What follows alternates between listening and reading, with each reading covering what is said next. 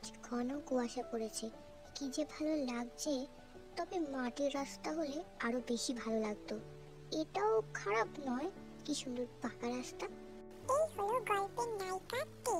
বাবা মার একমাত্র সন্তান, শহর থেকে পড়াশোনা করছে, কলেজের ছুটি চলছে তাই গ্রামে চলে এসেছে। তে খুব চঞ্চল প্রকৃতির মেয়ে, তবে তার মন অনেক সুন্দর, তার রূপের মতো।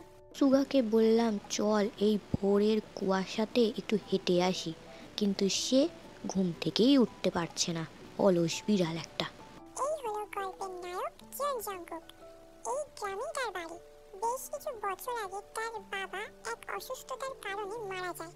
তার বাবার শোকে তার মাও চলে যায়। জেকে ছোট থেকেই অনেক মেধাবী ছাত্র ছিল। খুব অল্প বয়সে এবং অল্প সময়ে শহরে নিজের বিজনেস দাঁড় করিয়েছে। সে এখন বড় বিজনেসম্যান। তার পরিবার বলতে ছোট বোন জিমিন এবং তার হাজবেন্ড সুগা, যে কিনা জেকের বেস্ট ফ্রেন্ড। আহ, ও মা গো, I am sorry, very sorry. আপনি ঠিক আছেন তো? সরি, আর আপনি ঠিক আছেন তো?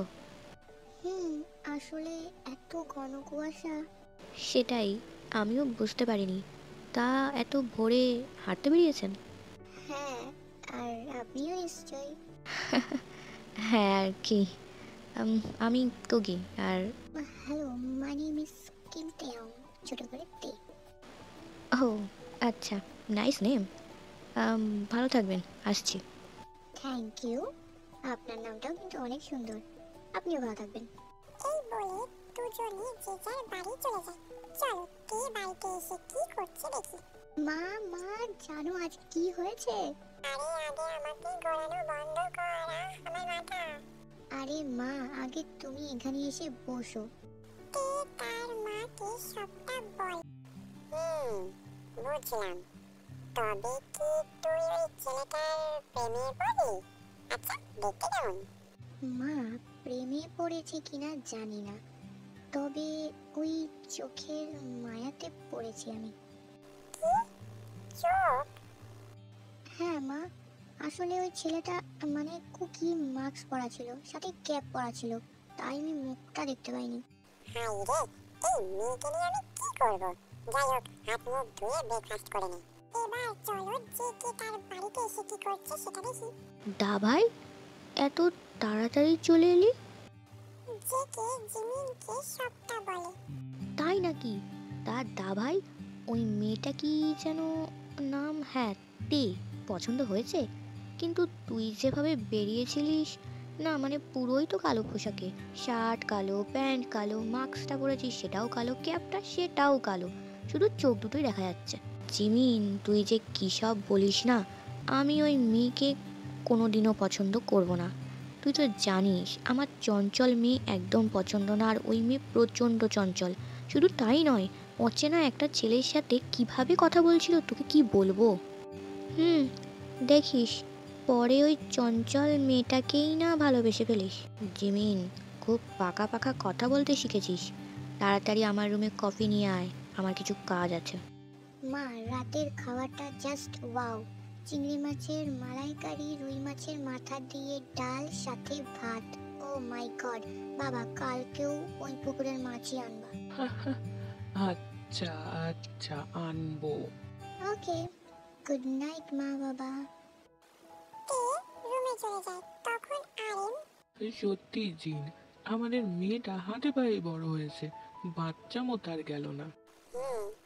কিন্তু তের বিয়ের বয়স হয়ে গেছে, এবার পাত্র খোঁজা শুরু করো। জিন, আমাদের মেয়েটার কতই বা বয়স, মাত্র 20। না না, তে খুব চঞ্চল, যদি কোনো উল্টোপাল্টা কাজ করে ফেলে আমি কোনো রিস্ক নেব না। তুমি তাড়াতাড়ি পাত্র খোঁজো, এবার ওকে বিয়ে দিয়ে তবেই ছাড়বো। এতক্ষণ শুয়ে আছি, কিন্তু ঘুম আসছে না কেন? ও মা, পূর্ণিমা আজকে, কি সুন্দর চাঁদের আলো। এই বলে তে জানলার কাছে গিয়ে জানলাটা খুলে দেয়। সাথে সাথে শীতের ঠান্ডা বাতাস তের শরীর স্পর্শ করে যায়। তে চাঁদের দিকে তাকিয়ে ভোরের ঘটনার কথা মনে করছে। কি সুন্দর ওই চোখ দুটো, কত মায়া। চোখে যদি এত মায়া থাকে, না জানি তার মুখটা। আচ্ছা, আমার কি কুকির সাথে আর কোনোদিনও দেখা হবে?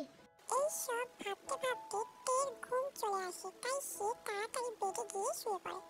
অন্যদিকে জেকে কি করছে দেখি। জেকে বাড়ির ছাদের দোলনাতে বসে চন্দ্রবিলাস করছে। ঠিক তখনই কুকি, এখানে কি করছো? আমাকে ছাড়াই যন্ত্রবিলাস করছো? কে? তে, তুমি এখানে? আর তুমি আমাকে চিনলে কিভাবে? আমি আমার কুকিকে চিনব না? কুকি, এই সুন্দর পরিবেশে আমাকে একটু ছুঁয়ে দেবে না? তে জেকের এতটাই কাছে চলে এসেছে যে কে না চাইতেও তের ঠোঁটে তার দৃষ্টি পড়ছে। কি ভাবছো? আমাকে একটু ছুঁয়ে দেবে না? কিন্তু তে, বিয়ের আগে। কোনো কিন্তু নয়। তুমি আমাকে ভালোবাসো না? জানি না, কিন্তু এখন আমিও এটা করতে চাই। এই বলে জেকে তের ঠোঁটে নিজের ঠোঁট আবদ্ধ করতেই যাবে। কি? এটা কি হচ্ছিল? আমি কখন ঘুমালাম? আর ওই স্বপ্নটাই বা কি ছিল? না না, আমি ওই মেয়েটাকে পছন্দ করি না, তবে ভালোবাসা? না না, আমার ঘুমের প্রয়োজন, আমি রুমে যাই। হ্যাঁ আর্মি, আমাদের জন জাংকুক স্বপ্ন দেখছিল। জেকে চন্দ্রবিলাস করতে করতে ঘুমিয়ে পড়ে। তারপর কি হয়েছে তোমরা তো জেনেই গেছো। চলো গল্পে ফিরি। কেটে গেছে 2 দিন। তে নিজের রুমে বসে পড়াশোনা করছিল। তখন জিন তার রুমে আসে। তে, এই শাড়িটা জলদি পরে তৈরি হয়ে নে। কিন্তু কেন মা? কোথাও যাচ্ছি আমরা? আমরা নয়, তুই। তোর জন্য আমরা ভালো একটা সম্বন্ধ পেয়েছি। ছেলে অনেক ভালো, অনেক বড় বিজনেসম্যান। তোর বাবা আর আমি চিনি তাকে। নাম জিয়ন জংকুক। তের মা জেকের প্রশংসা করতে করতে তেকে রীতিমতো জোর করে জেকের সাথে দেখা করতে পাঠায়। মা আমার সাথে এটা কিভাবে করতে পারলো? না জানি কার সাথে আমাকে দেখা করতে পাঠিয়ে দিয়েছে, তো ভালো লাগে না। মিস্তে, তে জেকের উল্টো দিকে মুখ করে দাঁড়িয়েছিল। জেকের গলা পেটে তার দিকে ঘুরে দাঁড়ায়। পরের পার্ট দেখার জন্য চ্যানেলটা সাবস্ক্রাইব করে দাও। I purple you army.